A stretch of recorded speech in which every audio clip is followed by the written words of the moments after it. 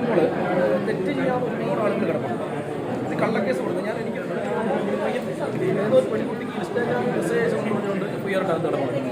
അതുപോലെ തന്നെ സ്ത്രൈണതയുള്ള ഒരു പയ്യൻ, ഞാൻ വീഡിയോയിൽ പറഞ്ഞു, സ്ത്രൈണതയുള്ള വിനോദം തൃശ്ശൂരിലെ ഒരു പയ്യൻ ജയിലിൽ കിടന്നു. അപ്പോൾ അവനോടൊന്ന് പറഞ്ഞു, എൻ്റെ ശരിയായിട്ട് ഇവനെ കൊണ്ട് ഇതിന് കഴിയുന്ന ആളല്ല, പിന്നെ എങ്ങനെ ഞാൻ പീഡിപ്പിക്കുന്നത് എന്നോട് പറഞ്ഞു. സ്ത്രീ കൊണ്ടേ കൊടുത്ത പരാതിയാണ്. ഇങ്ങനെ ഒരുപാട് കാര്യങ്ങൾ നടക്കുന്നു. ഞാൻ പറയുന്നത് എല്ലാത്തിനും നല്ലതുകൊണ്ട് ചീത്തയുണ്ട്, ഇറങ്ങിയെടുക്കുന്നതിലാണ് കാര്യം. ഒരു ജെൻഡർ ന്യൂട്രലിൽ വരാണ്ട് ആഗ്രഹിക്കുന്നു. ഇതിൻ്റെയൊക്കെ ആവശ്യം പണ്ടൊക്കെ എങ്ങനെയായിരുന്നു നമ്മുടെ നാട് എന്ന് പറയാം.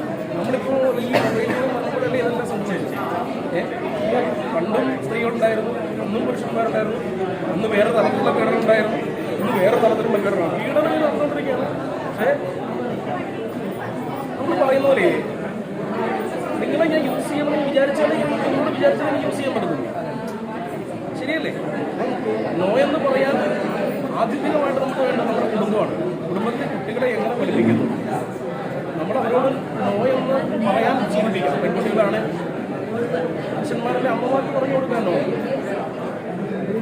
നല്ല വീടുകൾ നമ്മുടെ കുടുംബത്തിൽ കുഞ്ഞുങ്ങളിലൊക്കെ ഞാനൊക്കെ പഠിച്ചത് എൻ്റെ അച്ഛനൊക്കെ അച്ഛൻ്റെ കൃഷി 6 മണിക്ക് മാമൻ ചോദിച്ച് 7:30 ഭക്ഷണം കഴിച്ച് 9 മണിയാകുമ്പോൾ ഉറങ്ങുമായിരുന്നു. ഞാനടക്കം നിങ്ങളടക്കമുള്ള സമൂഹം 12 മണി 1 മണിക്ക് ശേഷം മൊബൈൽ സിസ്റ്റമില്ല. കൊച്ചു കുട്ടികൾ തന്നെ ഇപ്പം ഒരു 5ാം ക്ലാസ്സിൽ പഠിക്കുന്ന കുട്ടിക്ക് മൊബൈലുണ്ട്, S24 ഉണ്ട്. ഞാൻ കഴിഞ്ഞ ദിവസം കണ്ടതാണ്. ഇതാരാണ്? ആദ്യം നമ്മൾ ശരിയാകും. നമ്മൾ ശരിയാകുന്നതിന് മുമ്പ് നമ്മുടെ കുടുംബം ശരിയാകും, എന്നിട്ട് നമ്മൾ ശരിയാകും, എന്നിട്ട് നമ്മൾ നാട് ഉണ്ടാക്കണം. നിങ്ങൾ ചോദിച്ചല്ലോ വീഡിയോ ഒന്നും കാണിക്കും. ഇതിനാണ് വീഡിയോ ചെയ്യുന്നതിൻ്റെ കാര്യം.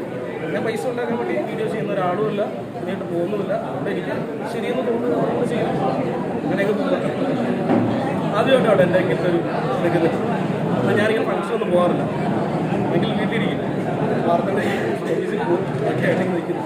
എൻ്റെ ഏറ്റവും അടുത്ത സുഹൃത്താണ് ബൈജു, ഹാപ്പി ബൈജു. ഹാപ്പി ബൈജു മറ്റേ ആഷിഖിൻ്റെ സീൻ ഭയങ്കര ഹിറ്റായി.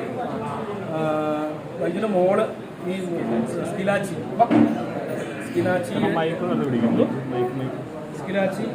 സാജുണ്ട്, എൻ്റെ സാജുവിൻ്റെ കൂട്ടത്തിൽ സ്കിലാച്ചി എന്നുണ്ടല്ലേ, കുക്കുൻ്റെ മോളായിരുന്നു, കൊച്ചിൻ്റെ മോളായിരുന്നു.